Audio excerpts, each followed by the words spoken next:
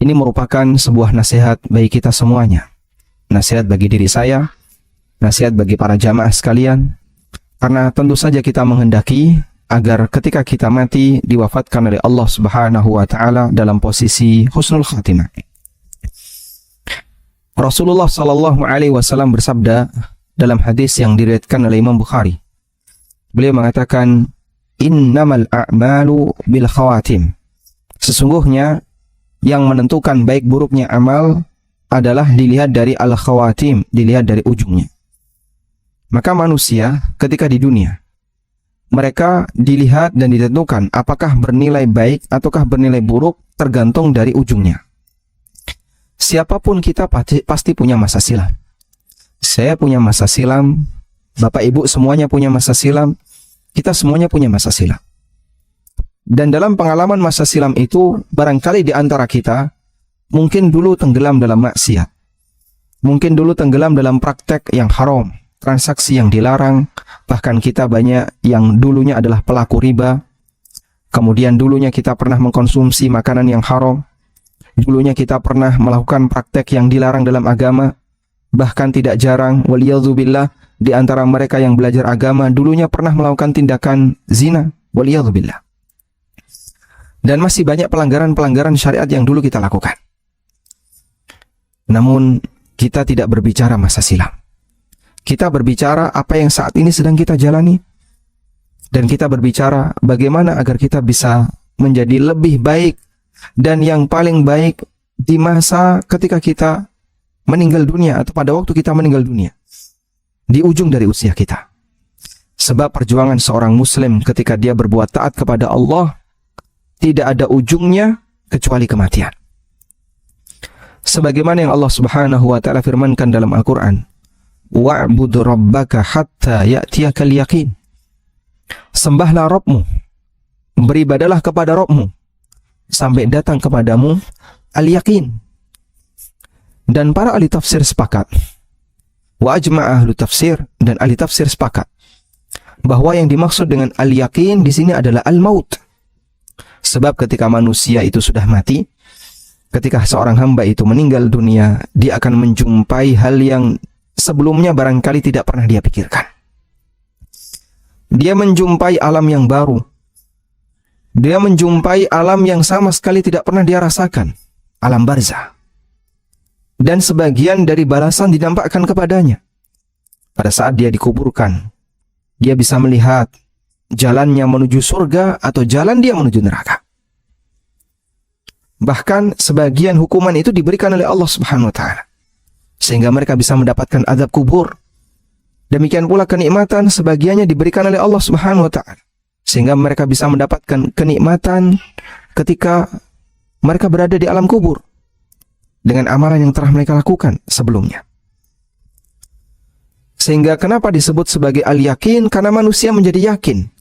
Yang dulu hanya saya baca dalam buku, yang dulu saya hanya dengarkan dari pengajian, bahkan ada yang mengingkarinya, sekarang dia menjumpainya.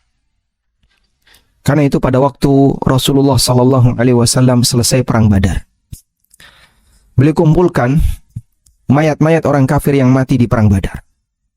Ada Abu Jahal, ada Umayyah bin Khalaf, dan masih banyak gembong-gembong Quraisy yang lain yang mereka terbunuh di perang Badar. Akhirnya para korban perang Badar, orang-orang kafir yang tewas di perang Badar ini, jasadnya dimasukkan ke dalam satu liang, ke dalam satu lubang sumur yang tidak aktif. Kemudian Nabi SAW berceramah di hadapan mereka. Beliau mengatakan kepada mereka, "Hal wajadtum ma wa'ada rabbukum haqqan?" Apakah kalian telah menjumpai apa yang dulu telah dijanjikan oleh Allah sekarang jadi benar? Apakah kalian telah menjumpai kebenaran yang dulu telah dijanjikan oleh Allah Subhanahu wa taala? Laqad wajadna ma wa'ada rabbuna haqqan. Sungguh kami telah menjumpai apa yang dulu dijanjikan oleh Allah Subhanahu wa taala sebagai sebuah kebenaran.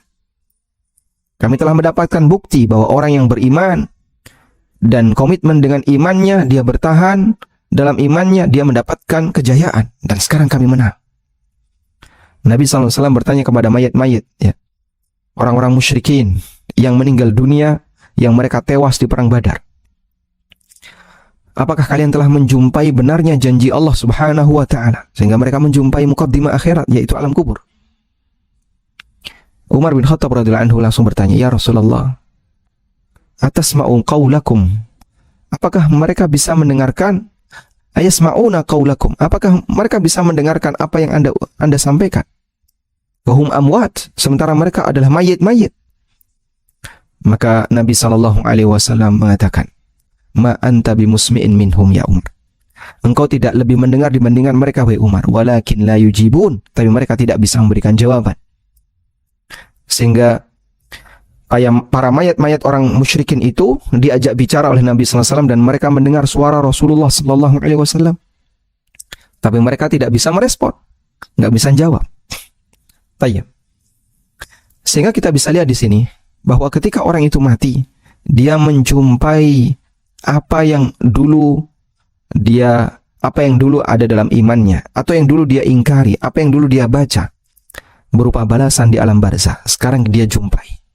Makanya disebut oleh Allah Ta'ala sebagai al-yakin, karena orang ketika mati yakin bahwasanya surga dan neraka itu ada, yakin bahwasanya malaikat itu ada, yakin dengan balasan, dan seterusnya.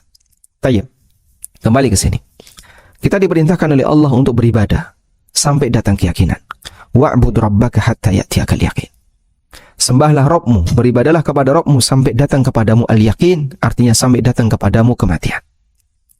Karena ketika seorang hamba, pada saat dia menjadi hamba, dia akan selalu menjadi hamba. Tidak ada istilah pensiun jadi hamba. Dan Allah perintahkan agar beribadah sampai hamba ini tidak bernyawa, yaitu sampai datangnya kematian. Tayyib. Sehingga penentu dari kehidupan kita, apakah kita dinilai baik ataukah buruk, penentunya adalah bagaimana kondisi kita saat kita mati. Karena itulah jamaah, perjuangan kita adalah perjuangan sampai mati. Perjuangan ketika kita menghadap Allah Subhanahu wa taala dengan kematian. Maka setiap muslim dituntut untuk selalu istiqamah sampai nyawanya lepas dari jasadnya. Dan ketika orang mendapatkan predikat terbaik pada saat kematiannya, di saat itulah dia bisa punya harapan untuk mendapatkan balasan yang indah di sisi Allah Subhanahu wa taala. Sehingga Nabi sallallahu alaihi wasallam memberikan sebuah acuan. Ya, beliau memberikan acuan. Man kana akhiru kalamihi la ilaha illallah dakhalal jannah. Barang siapa yang ucapan terakhirnya adalah la ilaha illallah, maka dia masuk surga. Dalam hadis yang lain Rasulullah sallallahu alaihi wasallam bersabda, "Innamal a'malu bil khawatim." Sesungguhnya amal itu diukur dari ujungnya. Baik. Selanjutnya, jamaah dimulakan Allah. Dulu para sahabat, mereka berdoa kepada Allah Subhanahu wa taala agar Allah menjadikan amal terbaiknya berada di ujungnya. Karena kita menyadari begini, kita ini makhluk yang lemah. Dan ada banyak tantangan hidup yang akan kita hadapi. Tapi kita tidak bisa menjamin apakah kita bisa menjadi orang yang selamat sampai akhir hayat, ataukah kita akan menjadi orang yang celaka di akhir hayat. Kita tidak bisa menjamin. Sebagaimana kita tidak bisa menjamin keselamatan fisik yang kita punya, kita juga tidak bisa menjamin keselamatan hati yang ada pada diri kita. Maka setiap hamba diajarkan untuk tawakal kepada Allah Subhanahu wa taala. Berusahalah untuk belajar tawakal. Dan termasuk di antara bentuk tawakal kepada Allah adalah menyerahkan akhir ujung kehidupan kita kepada Allah. Dengan apa? Memohon kepada Allah agar kita diberi kehidupan yang terbaik, dalam arti dilimpahkan hidayah, kasih sayangnya, rahmatnya di akhir kehidupan kita. Di saat kita sudah mulai sangat lemah, di saat kita indranya sudah mulai banyak yang berkurang, di saat kita sudah tidak lagi produktif, kita mohon kepada Allah agar tetap dikasih kekuatan dan hidayah untuk istiqamah. Sebab penyimpangan bisa saja terjadi pada diri seorang hamba kapanpun, dimanapun dia berada. Ancaman itu bisa saja terjadi kepada siapapun.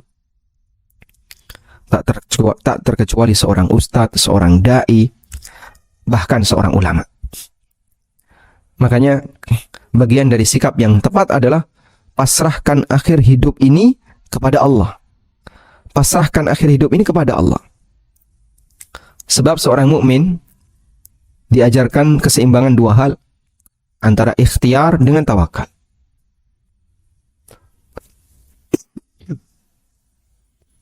Seorang mukmin diajarkan keseimbangan ikhtiar dengan tawakal.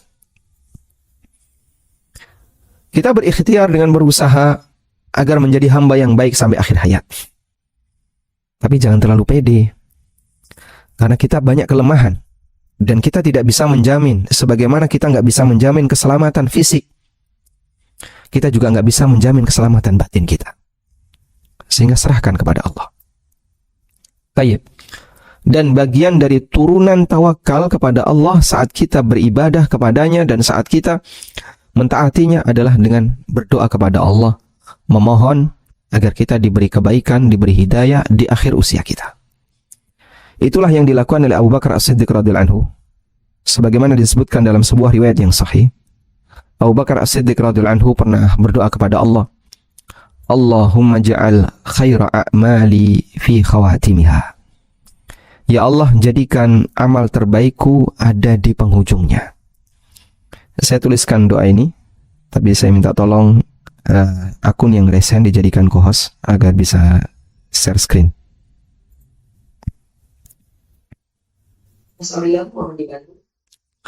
Baik. Di antara doa yang dibaca oleh Abu Bakar As-Siddiq,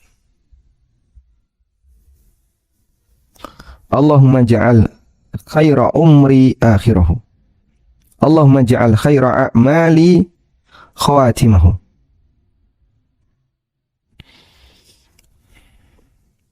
Sudah? Belum ya?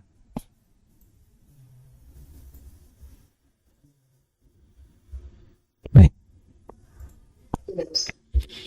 Ada doa yang layak untuk kita baca dan kita rutinkan ya. Memohon kepada Allah Subhanahu wa taala agar Allah jadikan amal terbaik kita berada di penghujungnya. Allahumma ij'al khaira a'mali fi khawatimiha. Baik, saya taruh bawah ini.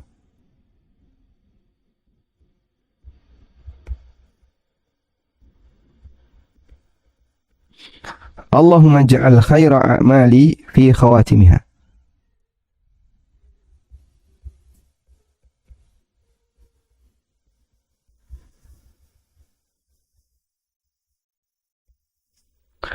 Ya Allah, jadikanlah amalan terbaikku berada di penghujungnya. Ya Allah, jadikan amalan terbaikku berada di penghujungnya. Insya Allah cukup mudah untuk dihafalkan. Dan kalaupun kita berdoa di luar sholat, Anda bisa menggunakan bahasa apapun yang Anda pahami. Sedangkan di dalam sholat kami sarankan agar doanya menggunakan bahasa Arab. Dan kalau Anda berdoa dengan menggunakan bahasa Arab untuk memohon agar amal terbaik dijadikan di penghujung, Anda bisa baca doa ini. Allahumma ja'al khaira a'mali fi khawatimiha. Ya Allah, jadikanlah amal terbaikku berada di ujungnya. Sebab ketika ujungnya baik, maka yang lain dinilai baik. Berdasarkan sabda Nabi SAW, innamal a'malu bil khawatim. Sesungguhnya amal itu ditentukan dari ujungnya.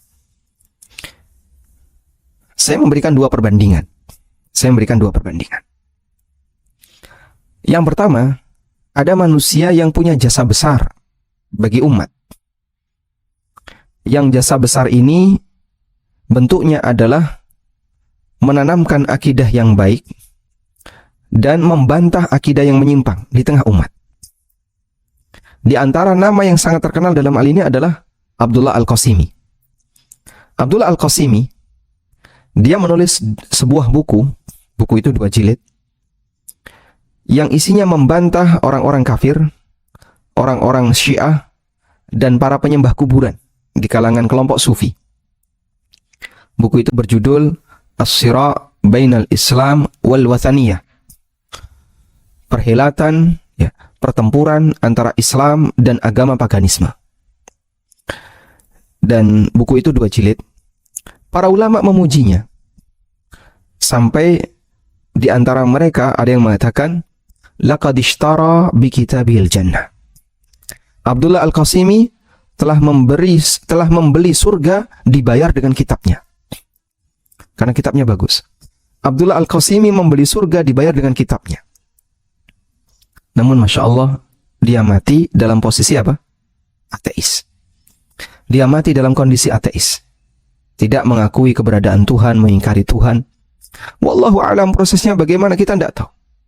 Tapi orang ini termasuk orang yang berjasa bagi perjuangan kaum muslimin, bagi tegaknya dakwah tauhid. Namun ternyata di akhir hayatnya dia melakukan penyimpangan sampai menjadi orang yang ateis dan dia tidak mengakui adanya Tuhan. Saya coba lihatkan ya gambar bukunya. As-Sira'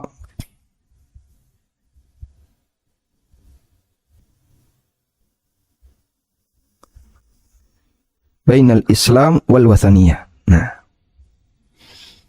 ini bukunya. As-Sira' Bainal Islam wal Wathaniyah. Pertempuran antara Islam dengan agama paganisme. Penulisnya Abdullah bin Ali Al-Qasimi. Dan buku itu tercetak, dipakai oleh kaum muslimin. Penulisnya ketika nulis buku ini ulama Ahlussunnah, tokoh Ahlussunnah. Diterbitkan di Kairo ya. Tahun sekian ini, tahun berapa ini? 1982 atau 1403 Hijriah. Namun Masya Allah, manusia bisa saja mengalami penyimpangan. Wallahu a'lam bagaimana prosesnya. Abdullah Al-Qasimi jadi ateis. Dan buku ini dipuji dengan kalimat tadi ya, bahwa dia telah membeli surga dengan bukunya. Baik. Sebaliknya, ada orang yang dulu sangat kejam, penjahat, banyak membunuh kaum muslimin. Dan dia pernah membantai banyak sekali manusia di Madinah. Pernah juga membakar Masjidil Haram. Dan pernah merobohkan Ka'bah, terus dibangun ulang. Namanya Hajjaj bin Yusuf As-Saqafi. Hajjaj bin Yusuf As-Saqafi. Ketika Hajjaj bin Yusuf As-Saqafi ini mati, dia berdoa kepada Allah Subhanahu wa Ta'ala. Dan sebelum matinya dia memohon kepada Allah agar diampuni oleh Allah Subhanahu wa Ta'ala. Gini kalimatnya. Allahumma ghfirli. Ya Allah, ampunilah aku. Ya Allah, ampunilah aku. Fa innan nasa yaz'umuna annaka la taf'al. Ya. Dalam kematian Hajjaj, dia berdoa kepada Allah, ya Allah, ampunilah aku, karena banyak orang menyangka engkau tidak akan mengampuniku. Di mana tadi kalimatnya? Tadi di searching ketemu ya. Taib. Hajjaj berdoa kepada Allah ketika di akhir hayatnya, ya Allah, ampunilah aku, karena banyak orang menyangka engkau tidak akan mengampuniku. Nah, coba saya carikan doa.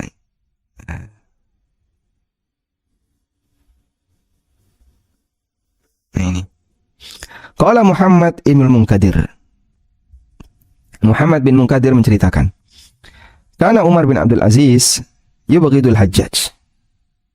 Umar bin Abdul Aziz membenci Hajjaj. Fanaffasa alaihi bi kalimatin qalaha inda al-maut. Namun ya, ada satu kalimat yang diucapkan oleh Hajjaj ketika dia mati. Allahumma ighfirli fa innahum yaz'umun annaka la taf'al.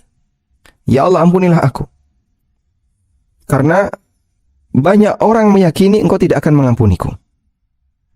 Sehingga dia berharap kepada Allah agar diampuni oleh Allah Subhanahu wa Ta'ala.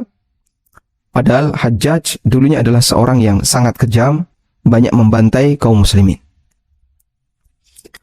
Wa ruwiya anna al-Hasan, dan Hasan al-Basri diriwayatkan bahwasanya ketika beliau mendapatkan berita kematian Hajjaj, sajada syukran lillah. Beliau bersyukur kepada Allah, sujud syukur. Beliau melakukan sujud syukur kepada Allah. Wa qala Ibnu Sirin, inni la arju lil Hajjaj ma arju li ahli la ilaha illallah. Aku punya harapan agar Hajjaj mati sebagaimana orang yang telah mengucapkan la ilaha illallah. Fabalagha qawlahu al-Hasan al-Basri faqala ama Allahi la yakhlifanna Allah raja'ahu fihi. Tayyib. Sampai ada ulama yang mengatakan ada dua hal yang membuatku iri dengan Hajjaj. Dia ini kejam, bengis, suka membantai, suka membunuh, namun dia punya dua kelebihan. Dan itu yang membuatku iri dengan Hajjaj. Yang pertama, rajin baca Quran. Setiap malam Hajjaj bin Yusuf itu baca Quran. Dan dia seorang yang hafid, hafal Quran. Dan suka memurajaah hafalannya setiap malam. Yang kedua, Hajjaj bin Yusuf berdoa sebelum kematiannya, Allahumma gfirli fa innahum yaz'umuna annaka la taf'al. Ya Allah, ampunilah aku karena masyarakat menyangka engkau tidak akan mengampuniku. Hajjaj bin Yusuf ini yang membunuh Abdullah bin Zubair, cucunya Abu Bakar As-Siddiq radhiyallahu anhu, dari Asma. Dan pada waktu itu setelah Abdullah bin Zubair dibunuh, Asma mencela Hajjaj, ibunya Abdullah bin Zubair. Kemudian dia juga yang membunuh Sa'id bin Jubair, murid seniornya Ibnu Abbas radhiyallahu anhu. Dan masih banyak ulama-ulama yang lainnya yang dibunuh oleh Hajjaj bin Yusuf. Sampai Masjid Nabawi pernah ditutup oleh Hajjaj, tidak boleh ada orang yang sholat di Masjid Nabawi. Tapi Sa'id bin Jubair tetap berangkat, dan itulah yang menyebabkan dia ditangkap sampai akhirnya dia dibunuh oleh Hajjaj bin Yusuf. Nah ini contoh ada orang yang dosanya besar, tapi di akhir hayatnya dia bertaubat kepada Allah dan mohon kepada Allah agar dosanya diampuni. Meskipun banyak orang menyangka Allah tidak akan mengampuni Hajjaj. Dan banyak orang ketika mendengar matinya Hajjaj, mereka bersyukur sebab Hajjaj ini banyak mendolimi kaum muslimin, banyak membantai kaum muslimin, membantai para ulama. Tayyib. Kita tidak sedang menilai apakah Hajjaj ini husnul khatimah atau su'ul khatimah, tidak. Tapi yang sedang kita bicarakan adalah bahwa ketika orang itu di akhir hayatnya berbuat baik, dia punya peluang besar mendapatkan kebaikan dari Allah Subhanahu wa taala. Dan itulah perjuangan yang harus kita lakukan sampai akhir hayat. Ditambah dengan berdoa kepada Allah, tawakal kepada Allah, memohon sebagaimana doa yang tadi kita ajarkan dan yang tadi kita baca, Allahumma ja'al khaira a'mali fi khawatimiha. Ya Allah, jadikan amal terbaikku berada di penghujungnya. Nah, dan amal terbaik seorang hamba adalah tauhid. Amal terbaik adalah apa? Tauhid.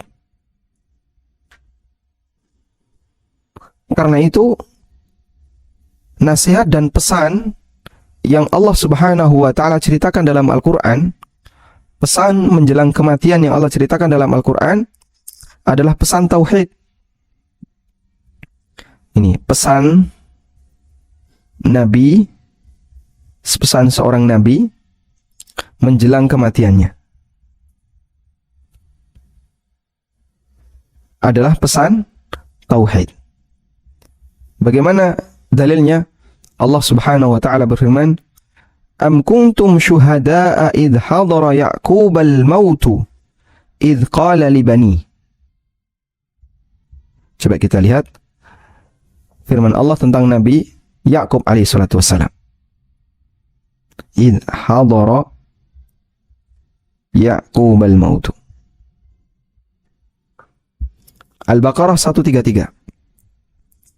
Am kuntum syuhada'a idh hadara Ya'qub al-maut idh qala li banihi ma ta'buduna min ba'di. Apakah kalian pernah jadi saksi ketika kematian mendatangi Ya'qub?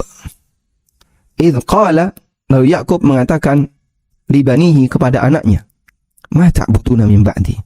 Apa yang akan kalian sembah setelah aku meninggal? Qalu na'budu ilahaka wa ilaha abaika Ibrahim wa Ismail wa Ishaq ilaha wahidaw wa nahnu lahu muslimun. Kami akan menyembah Tuhanmu dan Tuhan bapakmu, yaitu Ibrahim, Ismail dan Ishaq.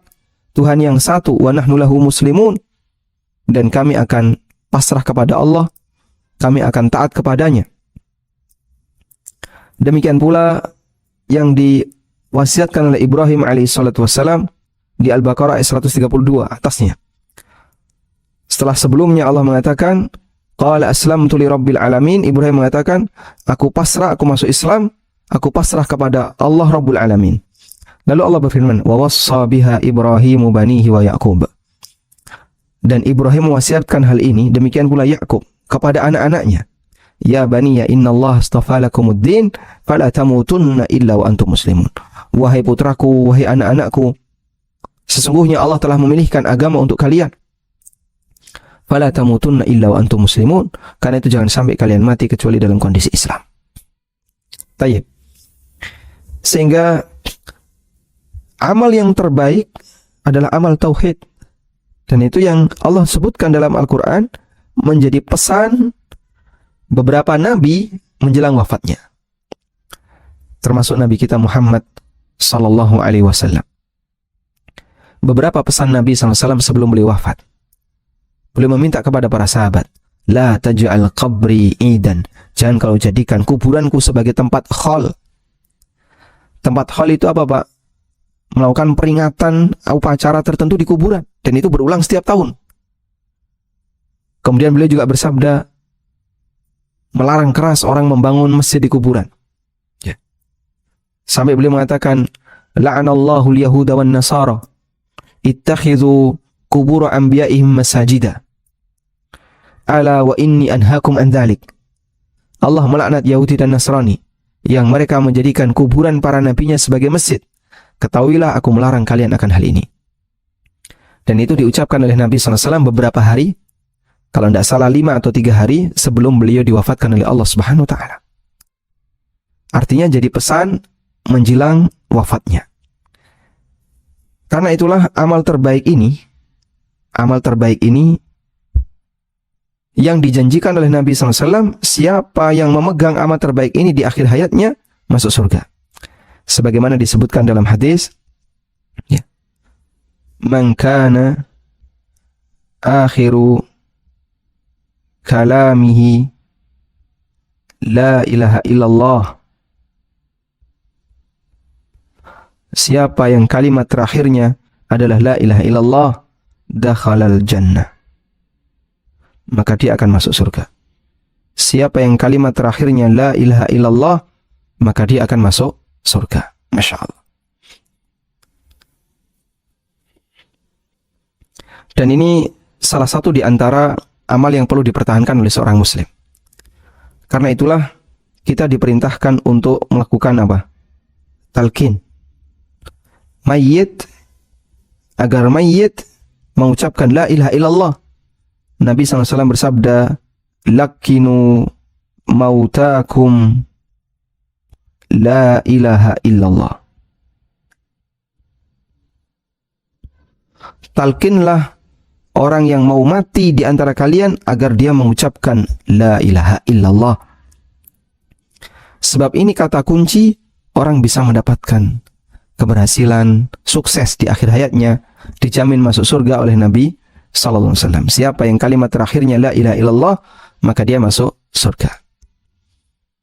Tersebutlah seorang ulama yang sangat terkenal, Abu Zur'ah Ar-Razi rahimahullahu ta'ala. Abu Zur'ah Ar-Razi rahimahullah termasuk di antara ulama ahli hadis, memiliki banyak murid. Pada waktu beliau sakit, yang sakit itu merupakan penghujung hidupnya, banyak sekali orang yang menjenguknya. Lalu di akhir hayatnya, para muridnya saling mengatakan, coba kita talqin guru kita untuk mengucapkan la ilaha illallah. Tapi nggak ada satupun yang berani, karena mereka segan dengan gurunya. Mereka segan dengan gurunya. Masa kita muridnya mentalqin gurunya? Nggak sopan. Sehingga karena mereka segan dengan gurunya, mereka tidak berani. Sampai akhirnya mereka pun hanya bisa nungguin lama. Tiba-tiba Abu Zur'ah Ar-Razi mentalqin dirinya sendiri. Mentalqin dirinya sendiri. Gimana kalimatnya? Beliau mengatakan, haddatsana fulan bin fulan qala haddatsana fulan qala haddatsana fulan an fulan, dari sahabat dari Nabi SAW, innahu qala, beliau bersabda, man kana akhiru kalamihi la ilaha illallah dakhalal jannah, lalu beliau meninggal dunia. Sehingga beliau sampaikan dengan sanad hadis ini, kalimat ini, man kana akhiru kalamihi la ilaha illallah, itu beliau sampaikan dengan sanad karena beliau seorang ahli hadis. Sehingga beliau mentalkin dirinya sendiri mengucapkan la ilaha illallah di akhir hayatnya, setelah beliau ketika beliau sakit parah, dan banyak di antara murid-muridnya yang nggak berani untuk mentalkin beliau karena sungkan dengan beliau rahimahullah. Baik. Nah, perjuangan kita sampai di sini jamaah. Berusahalah untuk bisa mempertahankan tauhid sampai akhir hayat, karena itu karcis satu-satunya agar seorang hamba diselamatkan oleh Allah dari kekalnya hukuman di neraka, dan dia berhak untuk masuk ke dalam surga. Tayyib. Nah, terus upaya apa yang bisa kita lakukan agar kita menjadi hamba yang perhatian terhadap tauhid? Agar kita bisa menjadi hamba yang perhatian terhadap tauhid, agar kita bisa mati di atas tauhid, maka perlu muqaddimah. Ada sebuah perkataan begini ya. Jadi hidup adalah muqaddimah. Kebiasaan hidup adalah muqaddimah kematian. Kebiasaan hidup adalah muqaddimah menjelang kematian. Sehingga nanti orang ini bisa menjadi seperti apa pada saat dia mati tergantung kebiasaan hidupnya. Orang ini akan bisa menjadi apa saat dia mati tergantung dari kebiasaan hidupnya. Allah Subhanahu wa taala berfirman, "Wala tamutunna illa wa antum muslimun." Janganlah kalian mati kecuali dalam posisi muslim.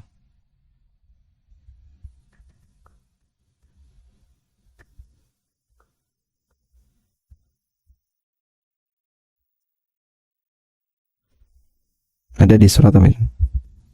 Muslim.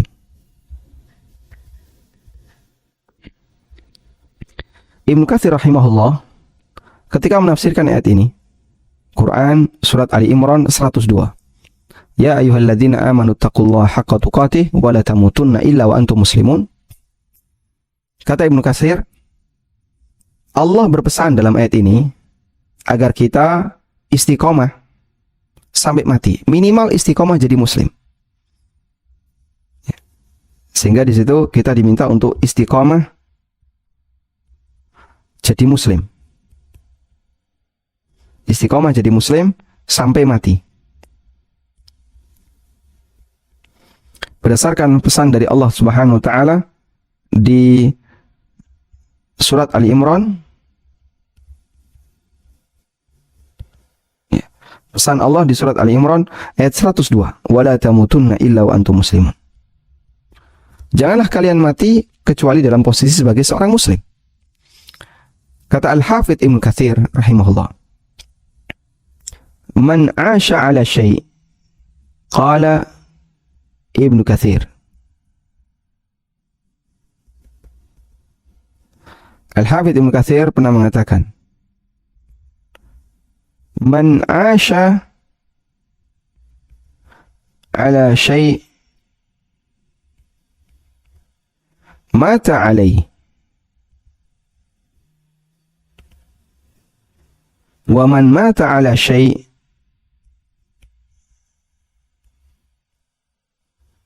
wa man mata 'ala syai'in bu'itsa 'alaihi." Kata beliau, siapa yang punya kebiasaan hidup sesuatu tertentu, siapa yang punya kebiasaan tertentu, mata 'alaihi, maka dia akan mati sesuai dengan kebiasaannya. Wa man mata 'ala syai', dan siapa yang mati dalam posisi tertentu, bu'itsa 'alaihi, maka dia akan dibangkitkan sebagaimana kematiannya. Karena Allah Subhanahu wa taala berpesan agar kita menjadi muslim sampai akhir hayat. Baik. Karena itu iringi muqaddimah menjelang kematian agar kita bisa mendapatkan tauhid dengan banyak belajar tauhid, perhatian terhadap tauhid, perhatian terhadap akidah. Sehingga kita berharap nanti saat kita meninggal dunia dalam posisi memegang ajaran tauhid, berusaha untuk mengamalkan tauhid, dan itu amal yang paling tinggi di antara para hambanya.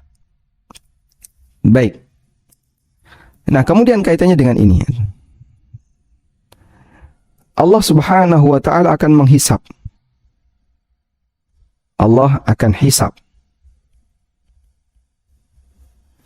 Allah Ta'ala akan menghisap perbuatan hamba, termasuk di antaranya adalah usia hamba. Umur itu akan dihisap. Usia hamba artinya adalah waktu. Itu akan dihisap oleh Allah Subhanahu wa ta'ala. Allah akan hisap usia hamba. Dan Nabi SAW tunjukkan hal ini dalam sabda beliau, "La tazalu qadama 'abdin yaumal qiyamati hatta yus'al." Kaki seorang hamba enggak bakalan geser kelak di hari kiamat sampai dia ditanya oleh Allah. Salah satu di antara yang ditanya oleh Allah Ta'ala adalah wa an malihi wa an umrihi fima afna. Dia akan ditanya oleh Allah untuk umurnya, untuk apa dihabiskan umurnya.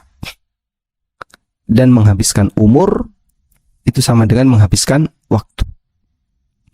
Menghabiskan umur artinya adalah menghabiskan waktu. Allah akan hisab usia sang hamba, dalam arti adalah waktu.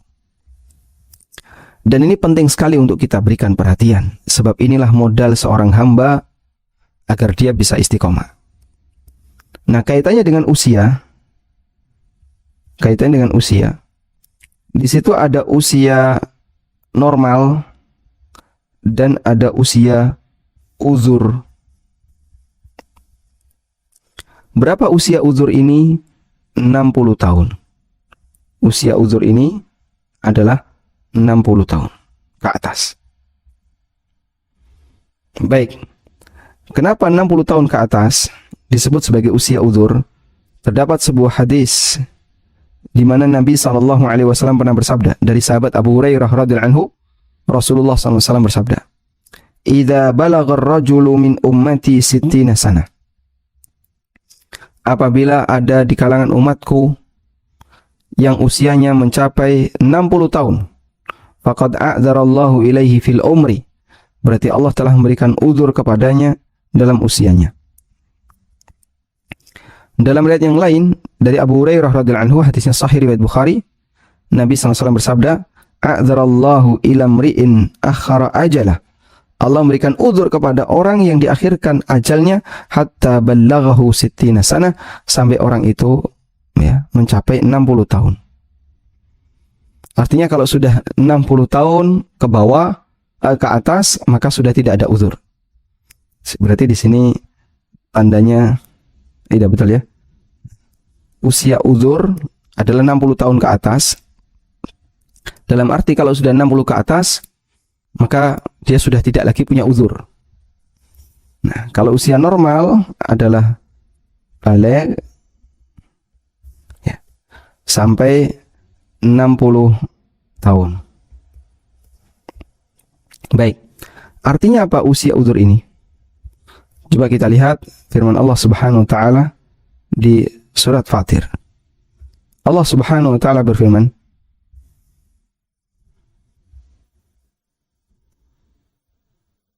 di surat Fatir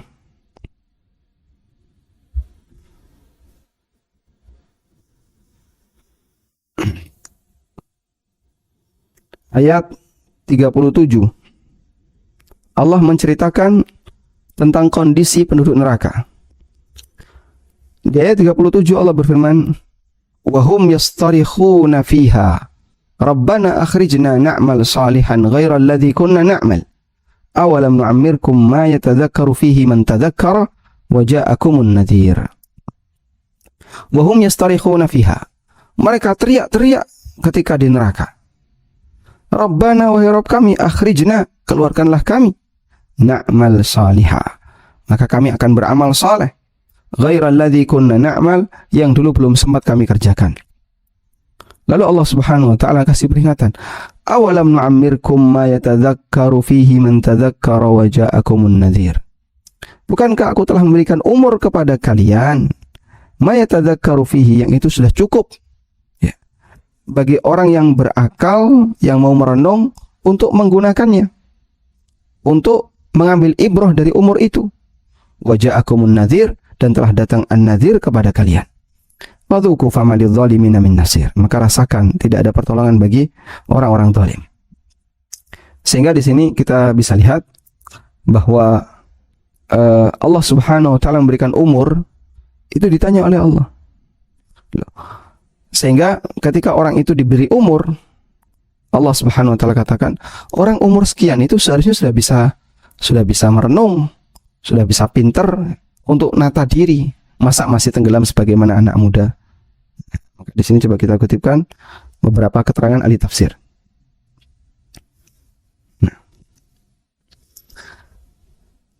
Para ulama ahli tafsir, ini saya kutipkan dari tafsir Ibnu Katsir ya.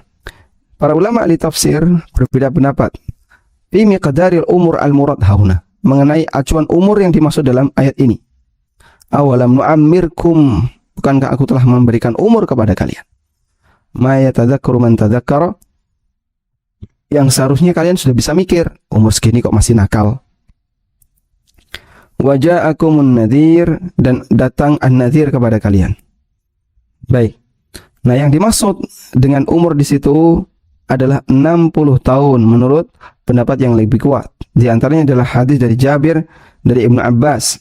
Umur di mana Allah memberikan uzur kepada manusia dalam firman-Nya, awalam nu'ammirkum ma yatadzakkaru fihi man tadzakkara sittuna sana, adalah 60 tahun. Umur itu adalah 60 tahun. Baik.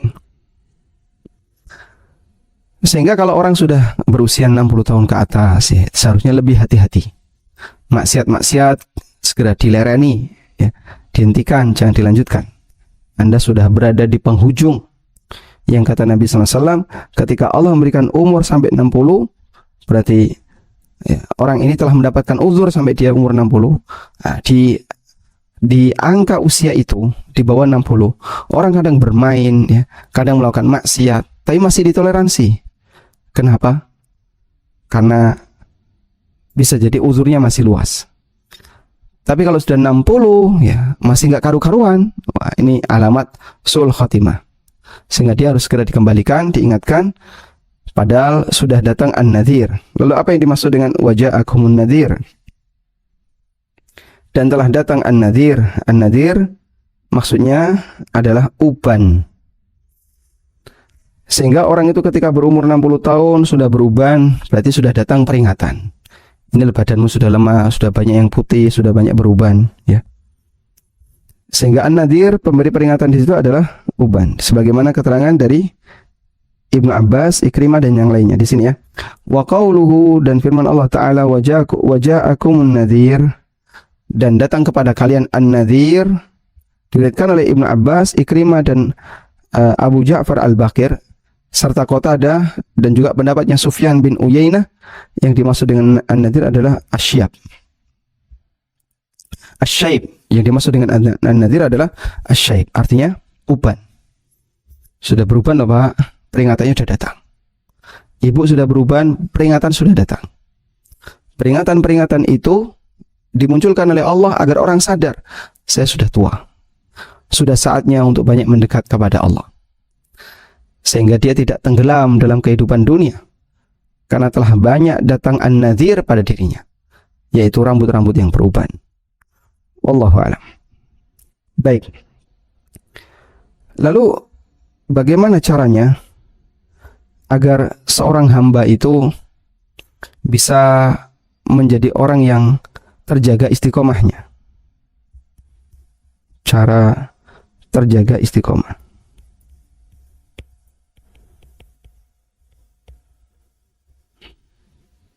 Cara agar terjaga agar selalu istiqomah.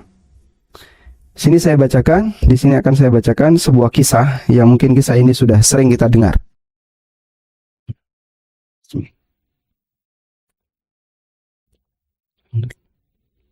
Pengalaman yang pernah dialami oleh Fudail bin Iyad. Beliau pernah mengatakan kepada seseorang, "Kam atat alaika?" Berapa usiamu? Qala, orang ini mengatakan, "Situna sana," 60 tahun. Qala, kemudian Fudail bin Iyad mengatakan, fa anta mundu sittina sanatan tasiru ila rabbika yushiku an tablugha. Kamu melakukan perjalanan menuju Allah selama 60 tahun. Sebentar lagi kamu akan sampai. Sebentar lagi kau akan sampai.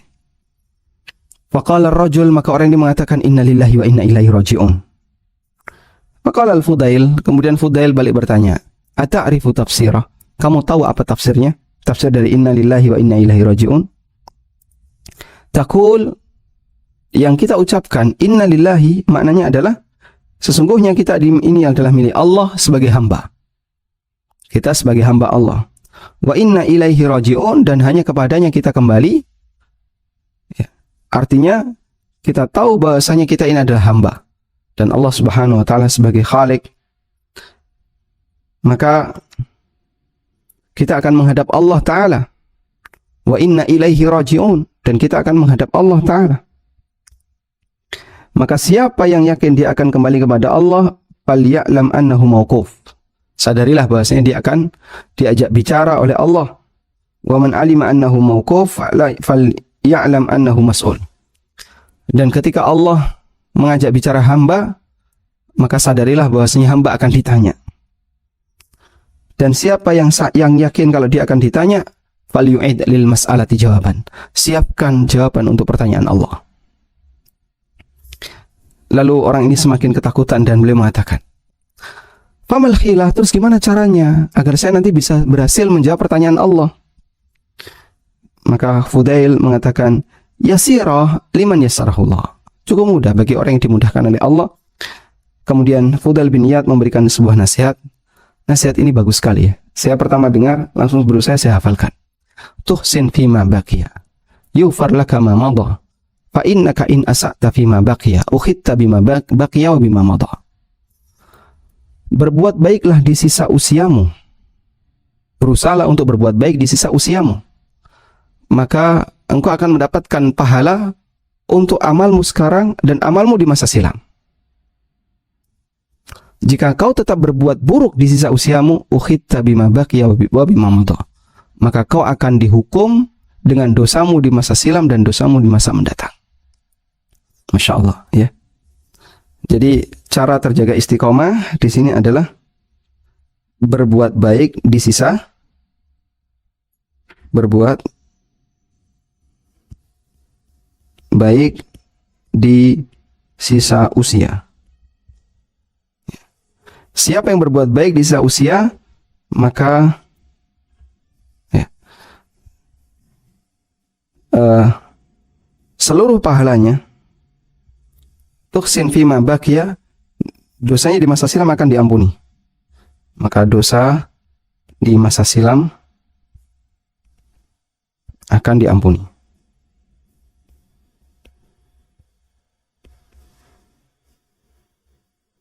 Karena kalau orang di penghujung hayatnya ternyata dia tidak bisa sadar dari perbuatan maksiat yang dia lakukan, masih tenggelam dengan dosa, sangat berbahaya. Jadi berbuat baik di sisa usia, maka dosa masa silam akan diampuni. Wallahu a'lam. Taib. Mungkin itu yang bisa kita sampaikan. Semoga nasihat Fudail bin Iyad ini selalu kita ingat. Tuhsinu fima baqiya yughfar laka ma madha, fa innaka in asa'ta fima baqiya ukhitta bima baqiya wa bima madha. Berbuat baiklah di sisa usiamu, ya, karena akan diampuni untuk dosa-dosamu di masa silam. Jika kamu tetap berbuat jahat di sisa usiamu, kamu akan dihukum, disiksa dengan dosa di masa silam dan dosa di masa sekarang. Wallahu a'lam.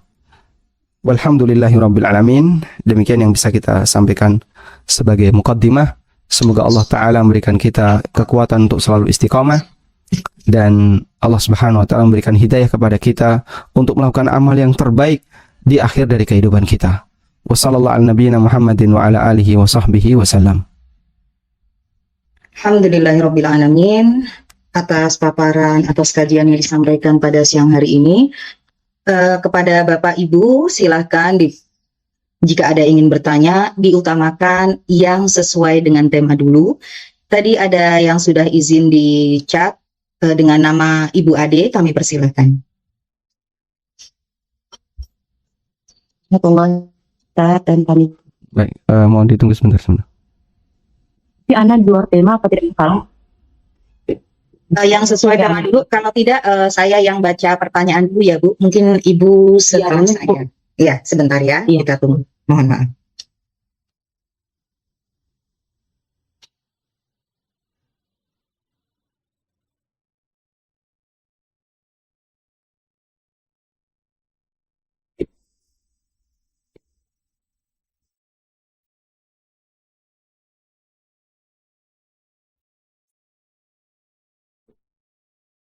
Baik, silahkan.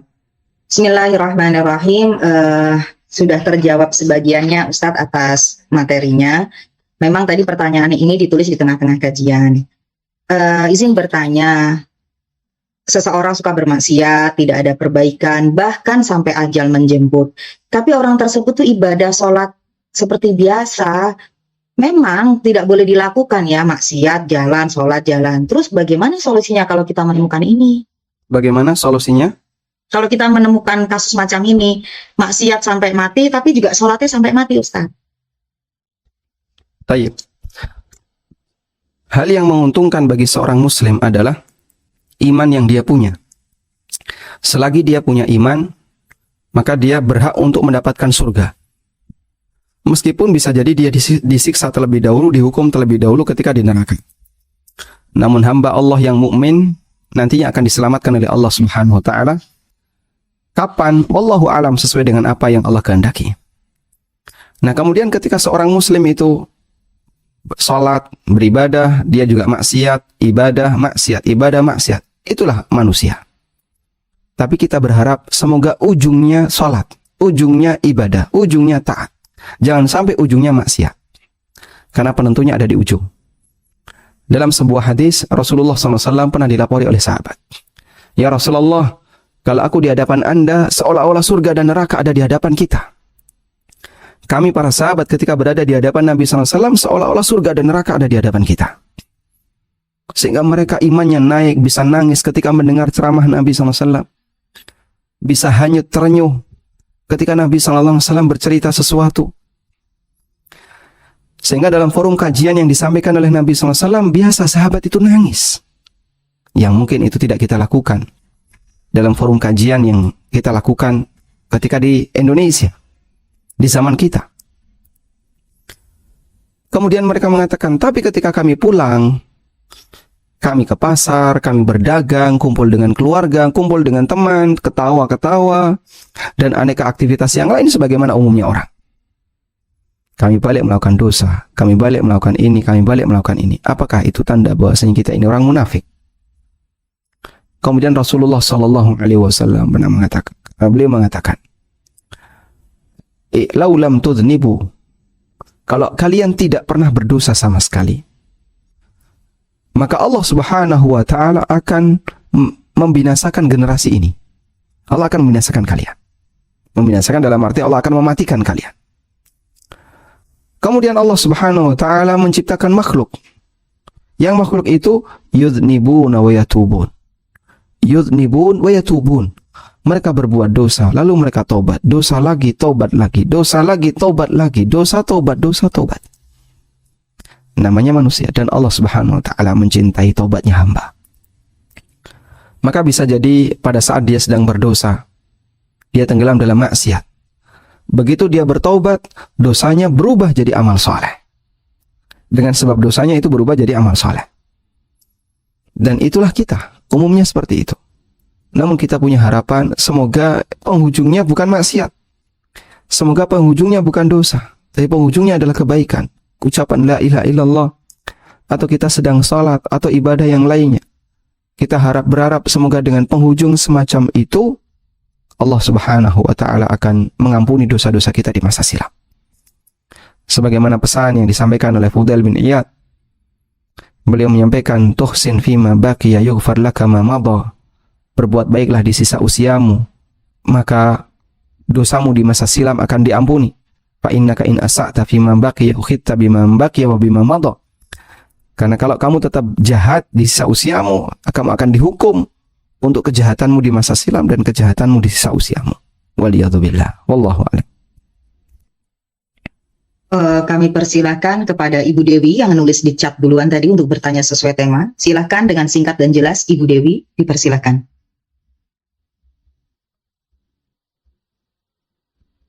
Kalau tidak Ibu Dewi, untuk mencingkat waktu, Ibu Gita Tara Asfari. Ibu Gita Tara Asfari, dipersilahkan Ibu Gita. Yuk, Ya. monggo, singkat dan jelas. Assalamualaikum warahmatullahi wabarakatuh, Ustadz. Waalaikumsalam warahmatullahi wabarakatuh. Barakallahu fiik atas ilmu yang diberikan. Afwan, izinkan saya bertanya. Jabir radhiyallahu anhu bercerita bahwa Rasulullah SAW bersabda sebaik-baik manusia adalah yang paling bermanfaat bagi manusia. Dan bagaimana kita di sisa-sisa usia kita ini agar bermanfaat bagi manusia kelak. Juga mengenai ilmu yang bermanfaat. Bagaimana kita mengetahui ilmu yang didapat itu bermanfaat dan agar supaya dipermudah untuk mengamalkannya. Jazakallah khair Ustaz. Itu saja. Terima kasih. Baik. Saya bacakan sebuah hadis di mana Nabi SAW pernah bersabda, hadisnya sahih riwayat Bukhari. Riwayat Muslim, hadisnya riwayat Muslim. Nabi SAW pernah bersabda, "An-nasu ma'adin." Manusia itu seperti barang tambang. An-nasu kama'adin. Manusia seperti barang tambang. Al-fiddah wal dhahab. Ada barang tambang yang bentuknya perak, dan ada barang tambang yang bentuknya emas, ada barang tambang bentuknya batu, ada barang tambang bentuknya pasir, dan aneka barang tambang yang lainnya. Dan kita tahu nilai masing-masing barang tambang ini berbeda. Lalu beliau mengatakan, khiyaruhum fil Islam, khiyaruhum fil jahiliyah, khiyaruhum fil Islam. Orang yang memiliki banyak potensi di zaman jahiliyah, maka dialah orang yang terbaik ketika Islam. Tapi dengan syarat idza faquhu, kalau dia paham agama. Jika dia paham agama. Wal arwahu junudun mujannadah. Roh itu seperti pasukan. Fama ta'arafa minha talafa. Kalau saling kenal dia bisa akrab. Wa ma tanakara minha ikhtalafa. Tapi kalau tidak saling kenal ikhtalafa, maka dia tidak bisa akrab. Hadis riwayat Muslim. Juga diriwayatkan oleh Bukhari ini. Berarti akhrajal Bukhari wa Muslim, diriwayatkan oleh Bukhari dan Muslim. Baik. Anda bisa lihat sekarang ya, barang tambang itu beraneka warna dan punya nilai yang berbeda-beda. Ada barang tambang yang mahal, ada barang tambang yang murah. Tapi masing-masing punya fungsi yang berbeda-beda. Seperti itu pula manusia. Kita punya nilai yang berbeda-beda, tapi punya fungsi yang berbeda-beda. Ada barang tambang yang mahal, kecil mahal, jutaan. Kecil ratusan ribu. Ada barang tambang yang segunung, kadang nggak laku, kadang cuma ratusan ribu. Tayyib, manusia juga demikian. Nah, tapi semuanya saling melengkapi. Sehingga dalam satu bangunan rumah, orang ketika membangun, dia butuh kerikil, dia butuh pasir, dia butuh batu, dia butuh ini, digabungin jadi satu. Hiasannya nanti ada yang berunsur emas, misalnya ada figura emas atau apa. Jadilah rumah itu sebuah bangunan yang indah dan bagus. Mereka barang-barang itu, bahan-bahan itu saling melengkapi. Artinya tidak ada istilah emas yang menguasai sehingga semuanya emas, tidak ada. Pasti dia butuh tanah uruk, karena tidak mungkin dia nguruk pakai batu emas. Dia nggak mungkin bangun tembok dengan menggunakan batako emas. Ada emasnya tapi lapisan di luar dan seterusnya. Artinya, manusia mereka saling melengkapi kebutuhannya, meskipun antara satu dan yang lain nilainya berbeda. Seorang tokoh agama yang dia banyak memberikan manfaat dengan ilmunya, dan masyarakat memuliakan beliau karena akhlaknya, dan aneka kelebihan yang lainnya. Ketika tokoh agama ini ada di sekitar kita, kita menganggap ini orang yang sangat bernilai. Ada orang yang dibutuhkan dari sisi yang lain, lalu mereka saling melengkapi. Ya, seorang ustadz menyampaikan kajian, di belakangnya ada kameramen yang dia nggak pernah kelihatan, karena dia berada di belakang kamera. Di sana ada yang bagian desain untuk posternya, lalu mengendalikan lajur video yang ada di YouTube misalnya. Semua saling memberikan manfaat. Artinya begini ya, untuk bisa menjadi manusia yang bermanfaat bagi orang lain adalah Anda punya potensi apa. Potensi itu silahkan berikan manfaatnya berikan kepada orang lain semampu yang bisa Anda lakukan. Karena nilai dari Keberkahan seorang hamba, prestasi seorang hamba dilihat dari sejauh mana dia bisa memberikan manfaat dengan potensi yang dia punya.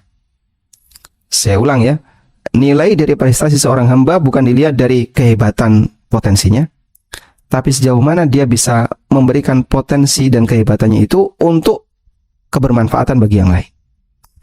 Ini pinter, dia profesor, doktor, bidang matematika, tapi ilmunya nggak pernah memberikan manfaat, nggak pernah dia berikan manfaatnya untuk orang lain. Ya pinternya hanya untuk dia sendiri. Pak, dia ini pejabat Pak, hebat Pak. Dia sekali memutuskan banyak orang yang nanti pasti akan langsung turun keputusan. Tapi kalau itu hanya untuk kepentingan pribadi, orang lain nggak dapat manfaat. Demikian pula ketika orang punya potensi dalam bidang yang lain, jika itu hanya untuk kepentingan pribadi, orang lain nggak dapat manfaat. Kekayaan juga demikian. Di Indonesia nggak kurang orang kaya, Muslim yang kaya banyak. Tapi kalau Muslim yang kaya hanya untuk kepentingan pribadinya, orang lain nggak dapat manfaat. Sehingga Nabi SAW memerintahkan, jadilah hamba yang bisa memberikan manfaat sesuai dengan potensi masing-masing. Lakukan semampu yang bisa kita lakukan. Karena dengan demikian kita berharap bisa menjadi manusia yang dicintai oleh Allah Subhanahu wa taala. Wallahu a'lam. Amin, Allahumma amin. Terima kasih jawabannya Ustadz. Pertanyaan selanjutnya oleh Ibu Ade Suryani, ada pertanyaan yang cukup mengganjal atas masa lalu atau bagaimana. Monggo Ibu, singkat dan jelas, ada kasusnya. Monggo, silakan Ibu Ade Suryani. Ibu? Halo? Kalau belum ada, langsung ke Idar saya bacakan dulu Pak. Untuk sakaratul maut kan talqinnya la ilaha illallah dengan ucapan Allah aja itu cukup atau harus redaksinya la ilaha illallah atau Allah saja diperbolehkan? Yang disebutkan dalam hadis redaksinya la ilaha illallah. Man kana akhiru kalamihi la ilaha illallah dakhala al-jannah. Siapa yang kalimat terakhirnya la ilaha illallah, maka dia masuk surga. Lalu bagaimana kalau yang diucapkan Allah saja? Jika dia mengucapkan Allah saja, maka di situ ada dua keadaan. Yang pertama, atau sebelumnya mohon dipahami, ini keterangan yang disampaikan oleh Syekhul Islam. Zikir dengan mengucapkan Allah saja, Allah, Allah, Allah, sudah? Itu tidak mengandung pujian dan tidak mengandung celaan. Ucapan Allah, Allah saja, itu tidak mengandung pujian dan tidak mengandung celaan. Karena itu seharusnya ketika kita mengucapkan Allah, iringi dengan pujian untuknya. Alhamdulillah, Allahu Akbar, Allahu Samad, Allahu Rahman, Ya Allahu Ya Rahman, Ya Allahu Ya Rahim. Allah, terus lanjutan sifatnya agar berisi pujian. Sebab kata Allah saja itu belum menunjukkan pujian. Demikian pula tidak menunjukkan celaan. Orang bisa mencela dengan kata Allah.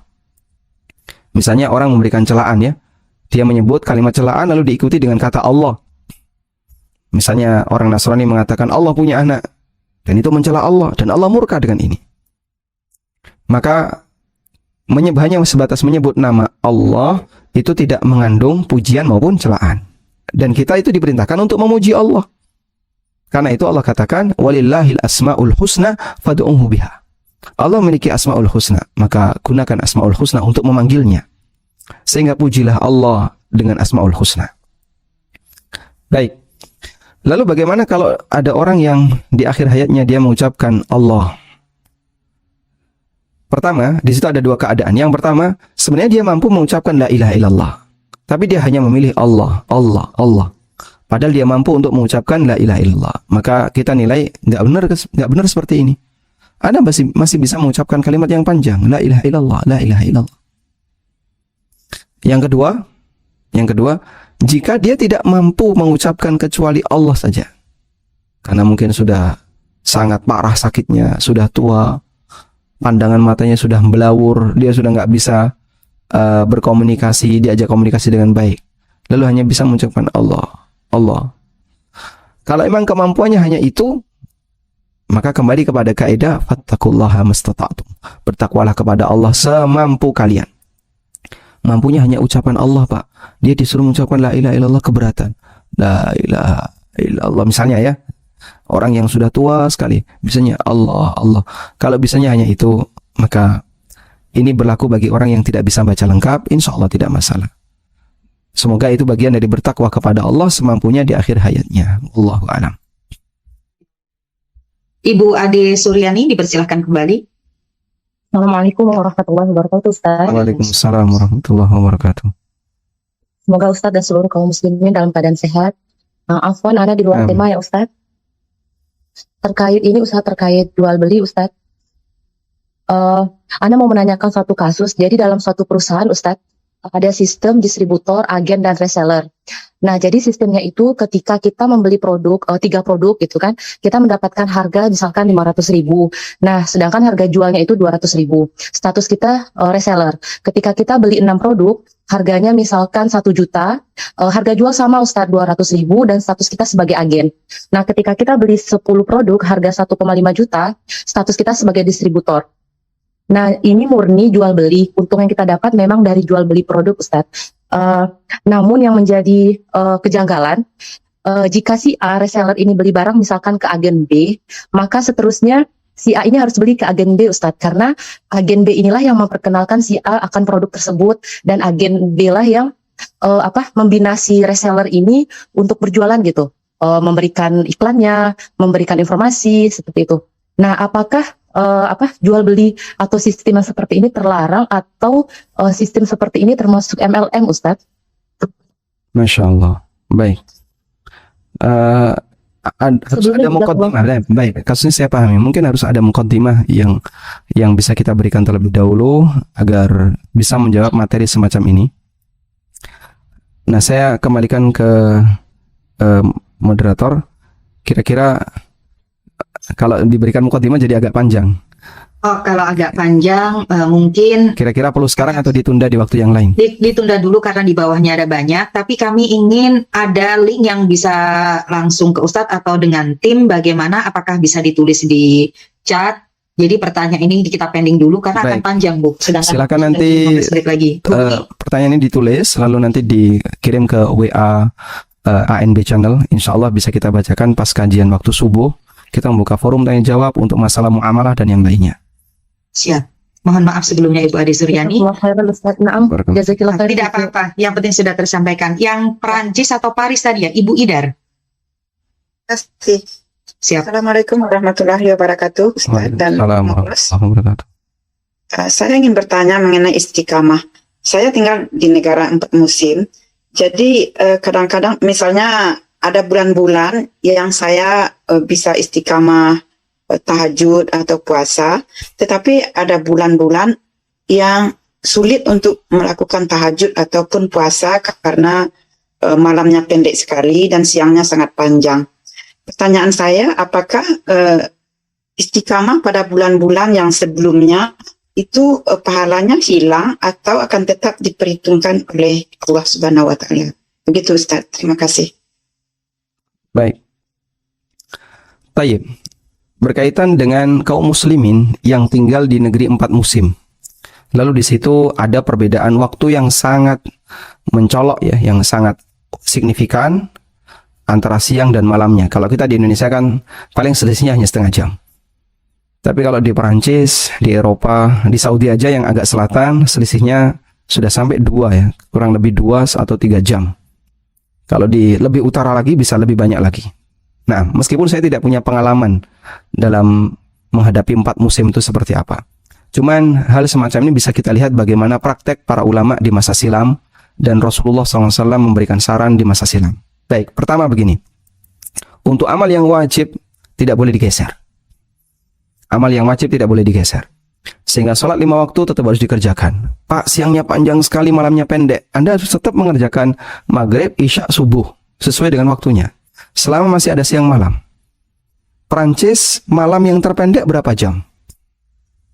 Malam terpendek berapa jam? 3,5 jam. 3,5 jam misalnya. Bisa nggak menjumpai maghrib? Bisa, Pak. Begitu maghrib selesai langsung qomat isya. Sudah tunggu sebentar sekian jam sudah subuh sehingga malam nggak tidur sama sekali. Tidak masalah, tapi amal yang wajib ini tidak boleh ditinggalkan dan harus dilakukan tepat waktu. Sudah? Yang kedua, amal sunnah muakkad. Sunnah muakkad contohnya apa? Salat witir. Kemudian rawatib yang muakkad. ba'diyah maghrib, ba'diyah isya. Maka kalau Anda mau urutkan, begitu selesai maghrib, ba'diyah maghrib, isya, ba'diyah isya, nunggu sebentar, sholat witir, subuh, qabliyah subuh, subuh. Cukup dalam waktu kurang lebih 3,5 jam. Kesempatan untuk beraktivitas di waktu malam memang sedikit. Nggak jadi masalah, tapi yang wajib terjaga. Baik. Selanjutnya, untuk amal yang sunnah tapi ghair mu'akkad. Untuk amal sunnah ghair mu'akkad, contohnya ya ibadah sunnah yang lainnya, misalnya sholat duha atau nambahi tahajud. Karena ghair mu'akkad, di posisi ketika Anda kesulitan untuk melakukannya, dalam posisi ini masih longgar. Ada kelonggaran. Di posisi ketika Anda kesulitan untuk melakukannya, ada banyak kelonggaran. Sehingga mungkin Anda meninggalkannya nggak jadi masalah. Nah, dulu Rasulullah SAW memotivasi para sahabat ketika musim dingin banyak puasa. Malamnya panjang, siangnya pendek. Selisihnya kurang lebih 2 jam ya kalau di Saudi ya, antara musim panas dengan musim dingin, siang dan malamnya. Beliau mengatakan, as-sawmu fi syita ghanimatun baridah. Puasa di musim dingin itu seperti ghanimah, harta rampasan perang yang segar. Karena orang bisa berpuasa dalam rentang waktu yang relatif pendek, namun pahalanya sempurna. Tapi untuk puasa wajib nggak boleh digeser. Puasa wajib pas musim panas, seperti kemarin ya. Ramadan pas bulan Juli, panjang banget. Terus gimana? Selama masih ada siang malam nggak boleh digeser. Selama masih ada siang malam nggak boleh digeser. Sehingga ya tahan-tahan untuk puasa di situ. Nggak kuat ya Pak. Nah, kalau nggak kuat dari Eropa nanti terbang ke Australia. Puasa di Australia lebih pendek karena matahari ada di utara. Malam di sana jadi lebih panjang. Kalau mau seperti itu silahkan. Atau Anda balik ke Indonesia, puasa di Indonesia dengan waktu yang lebih pendek. Tapi kalau tetap berada di sana, puasa Ramadan nggak boleh digeser. Meskipun di musim yang panas, di musim siangnya panjang. Tayyib. Demikian pula para ulama mengatakan bahwa pada waktu musim dingin mereka menjadikan kesempatan untuk banyak beribadah sholat malam. Karena malamnya panjang, sehingga mereka dalam posisi tidak ngantuk dan mereka sholat. Mereka manfaatkan itu untuk banyak beribadah kepada Allah.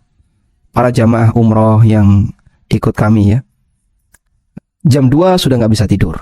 Loh kenapa? Indonesia sudah jam 6 pagi. Mereka sudah bangun jam 2 nggak bisa tidur. Manfaatkan untuk sholat.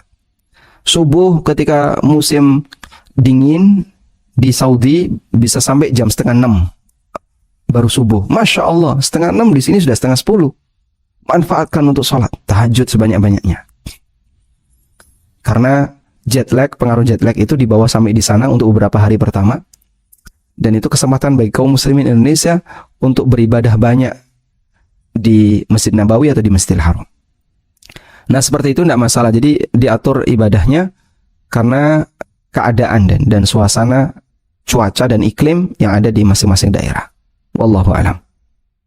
Masya Allah, Allah Maha Rahman, Maha Rahim. Banyak kesempatan ternyata, Masya Allah. Lanjutkan pertanyaannya adalah, bagaimana ketika kita melihat seseorang meninggal, orang tersebut rajin ibadah, yang bikin kita yakin beliau itu meninggal dengan ucapan asma Allah, apa ya Ustaz?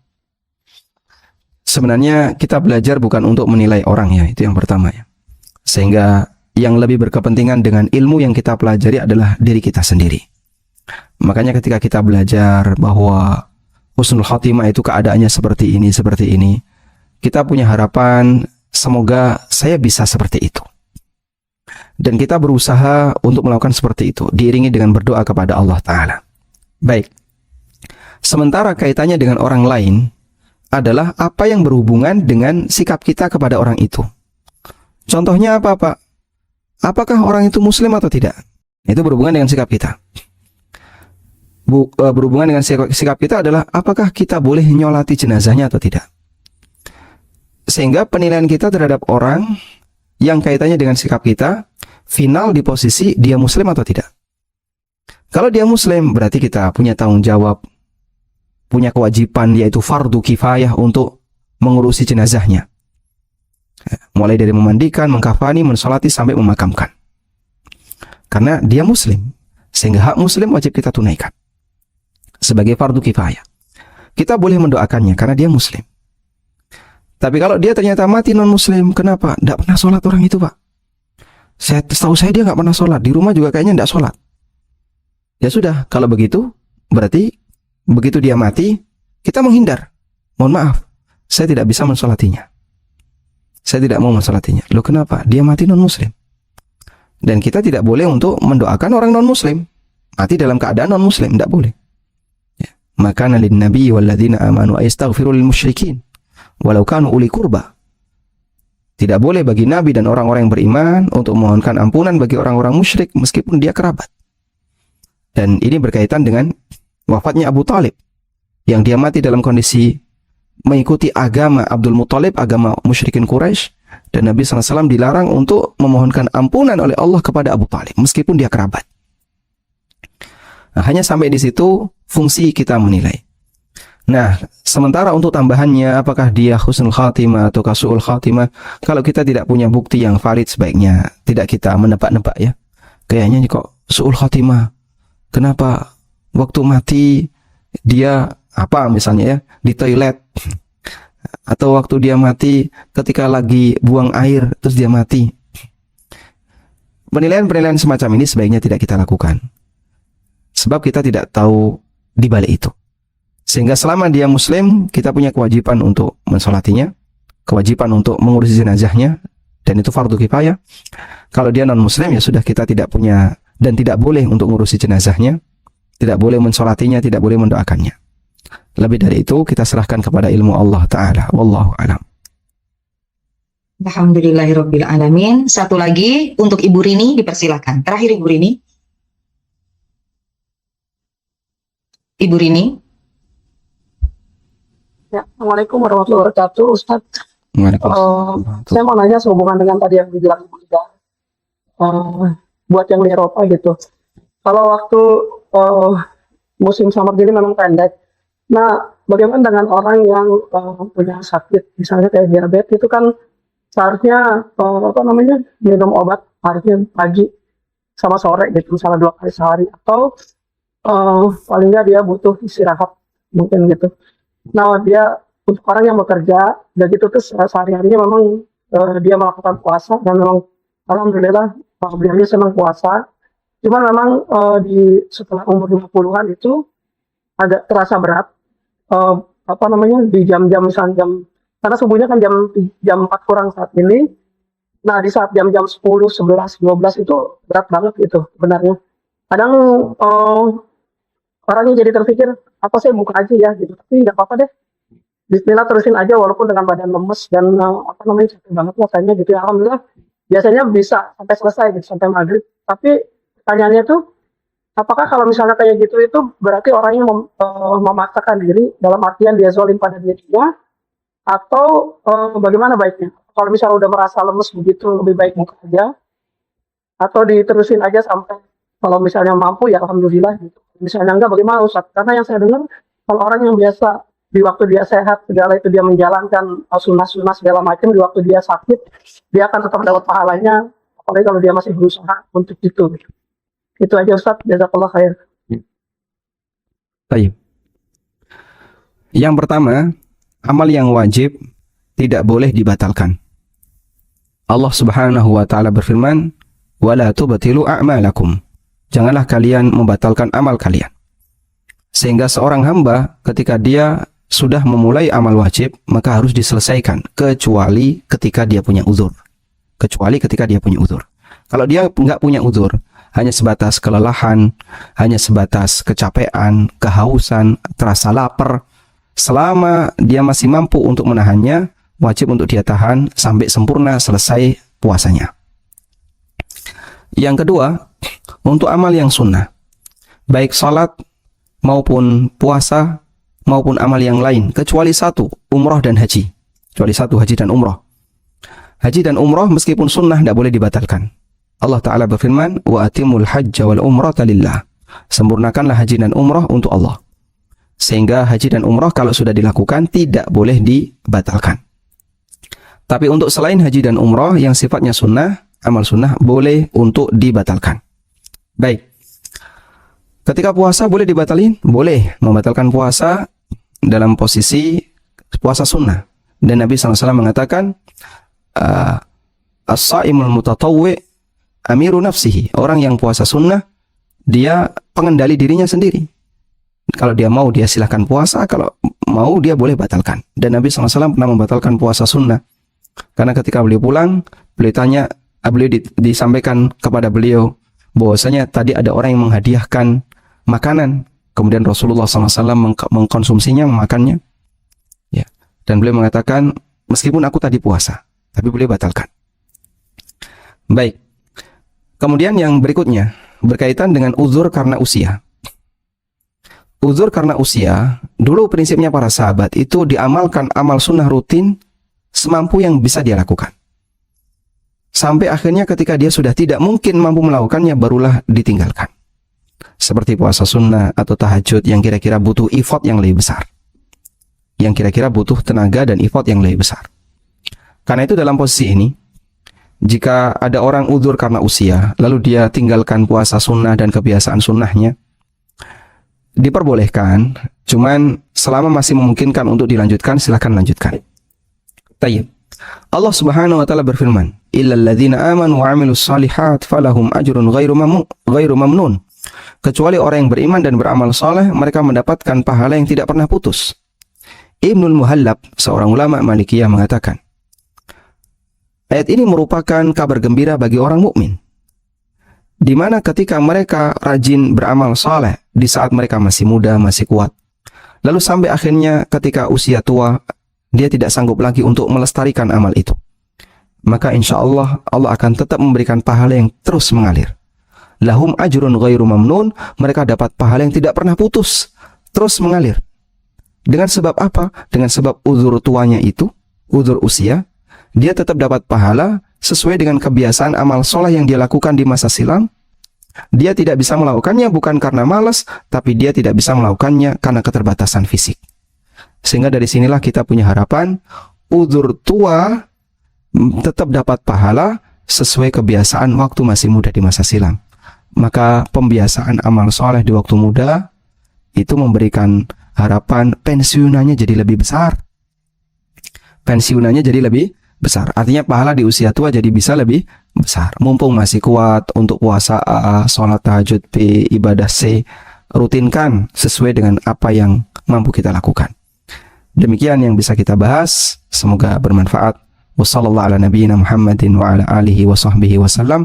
Wa akhiru da'wana alhamdulillahi rabbil alamin. Wassalamualaikum warahmatullahi wabarakatuh.